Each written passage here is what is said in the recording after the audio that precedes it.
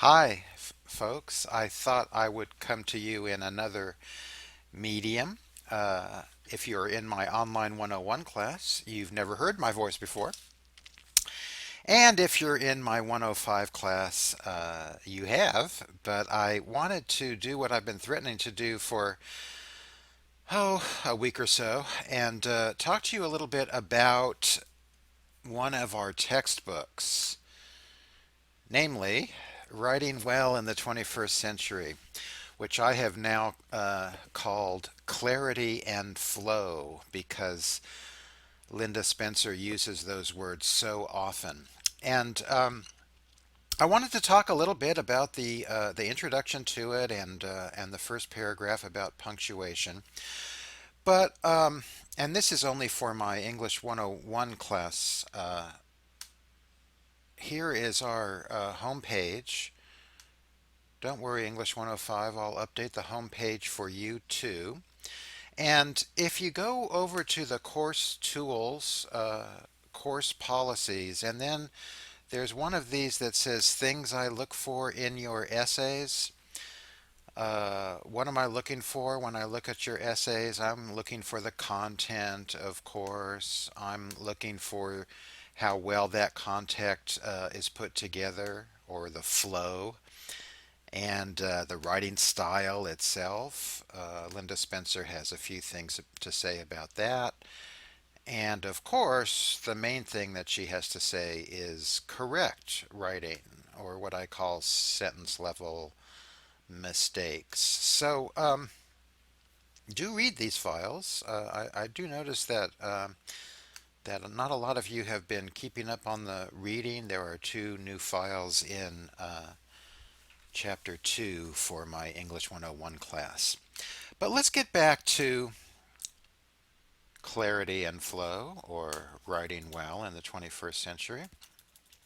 Here's some good quotes that I found in the introduction. Keep in mind that American English is especially democratic. Everyday spoken and written usage determines what is correct and incorrect. There's a long story behind that sentence. There's one group of people who says that there are absolute rules for written English grammar, and then there are people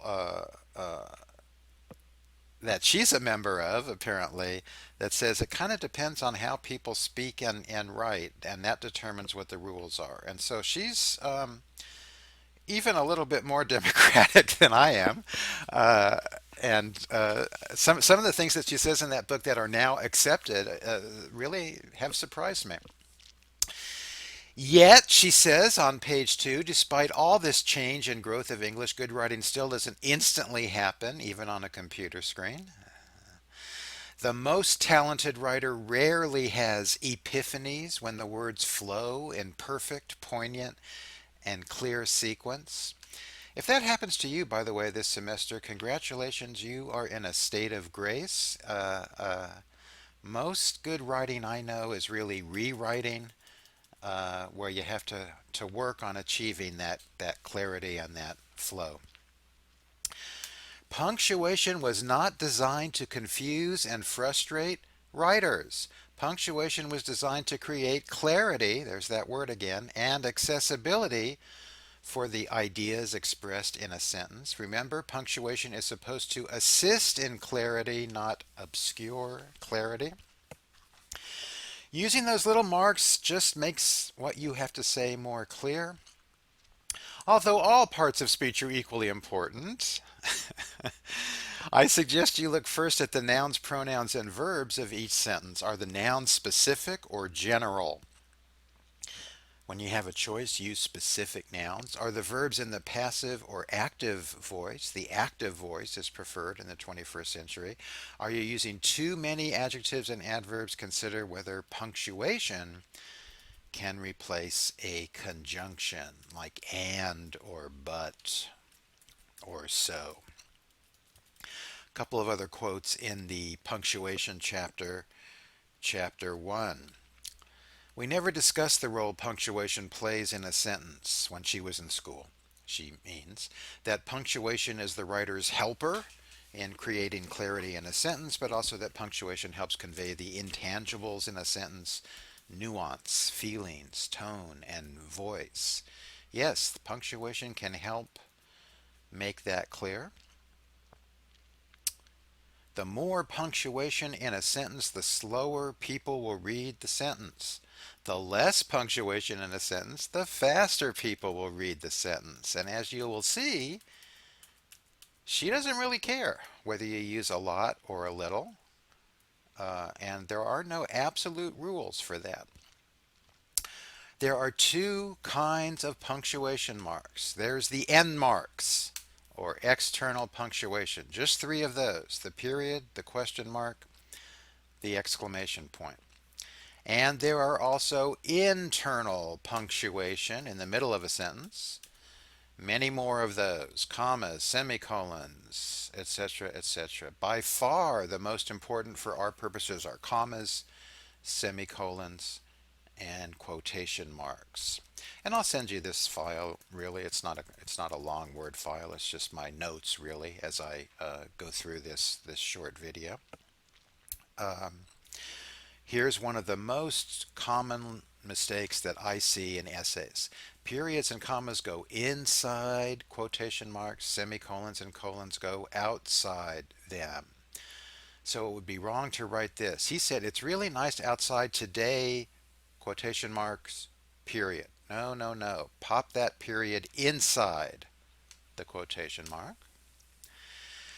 And then fragments, not a good idea as a whole. You can get away with them sometimes, and she gives you some examples of when you can get away with fragments. In general, though, you want to try and write complete sentences.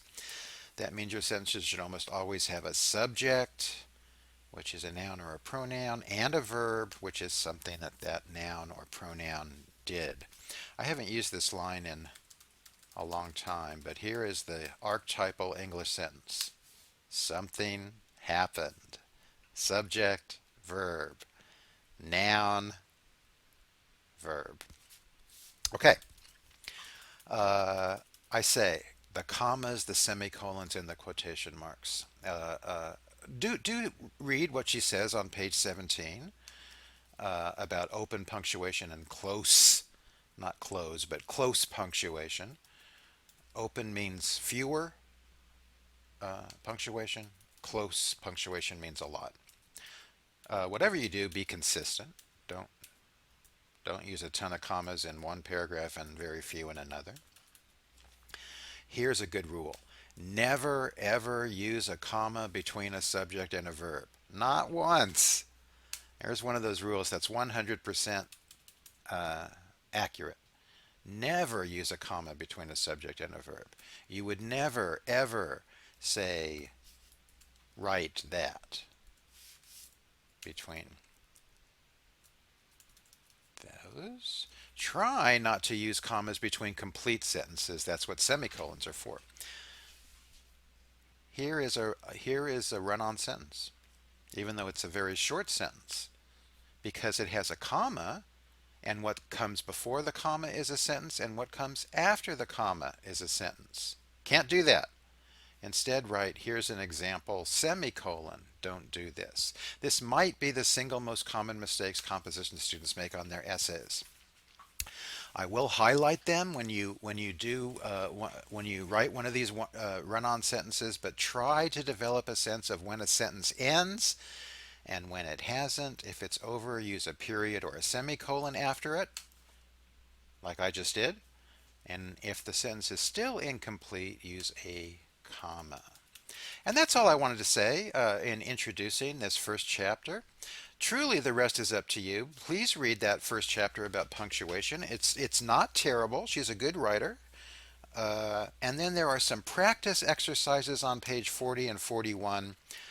If you have any questions about any of those practice exercises, which I would like you to do, post them on the discussion board in the online lounge forum, and I will respond. And that goes for the students in both classes that will see this video, which I am now done with.